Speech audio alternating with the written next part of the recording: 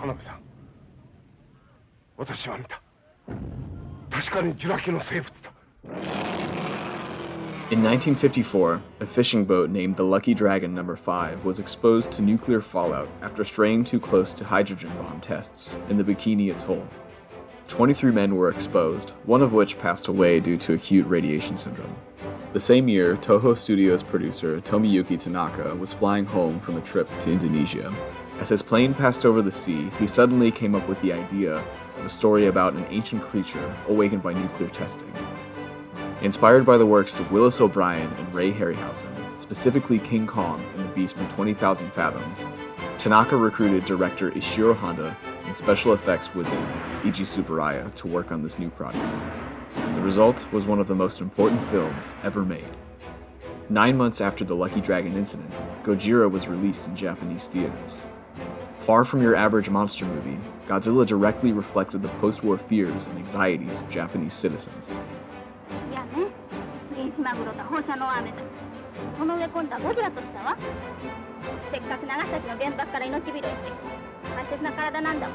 And even though the United States bombings are alluded to a couple of times in the film, it is worth noting that Gojira remains fairly nonpartisan in its message. Regardless of the fact that some Westerners perceive the film as anti-American, that was never part of the intent. It was meant to send a universal message, rather than one only Japan could relate to. Honda, a drafted veteran who was firmly against his country's involvement in World War II, externalizes his wartime experiences in Godzilla.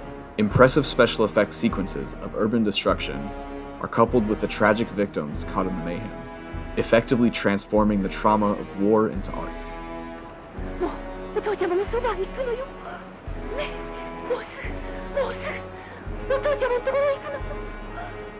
Speaking of special effects, Eiji Tsuburaya, who was a huge fan of King Kong and Willis O'Brien, had originally wanted to bring Godzilla to life with the use of stop-motion animation.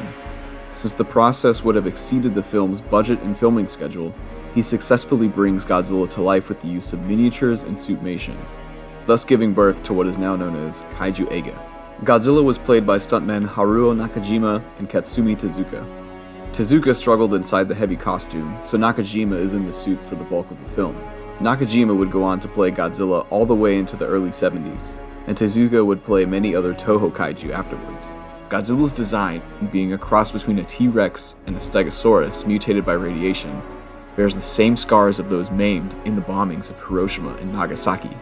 Spewing nuclear fire from its mouth and impervious to conventional weapons, the monster is not only the walking embodiment of the atomic bomb, but also its victims. In addition to the visual spectacle, musical composer Akira Ifukube fills the air with dread and excitement through his score for the film, creating Godzilla's landmark theme music as well as his iconic roar. Aside from Godzilla himself, main characters played by Akira Takarada, Momoko Kochi, Akihiko Hirata, and Takashi Shimura ground the film with thematically rich drama. Ogata, Emiko, and Dr. Serizawa deal with the romantic struggles of a love triangle. Dr. Yamane is weighed down by the conflict of destroying Godzilla, or preserving it to study its survival and invulnerability.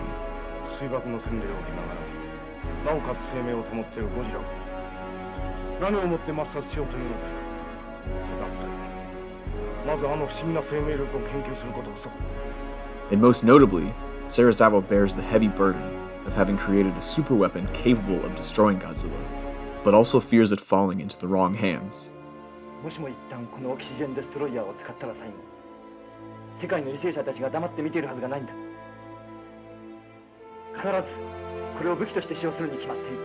Serizawa's superweapon, the Oxygen Destroyer, is compared to that of the H-bomb, the very thing that created Godzilla.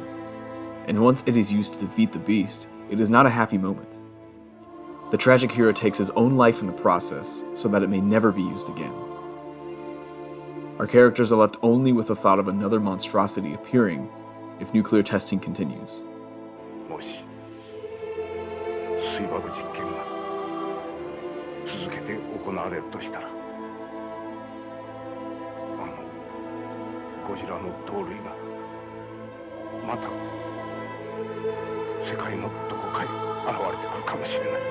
Gojira is a film that is now over 65 years old, but it remains as relevant and as timeless as ever.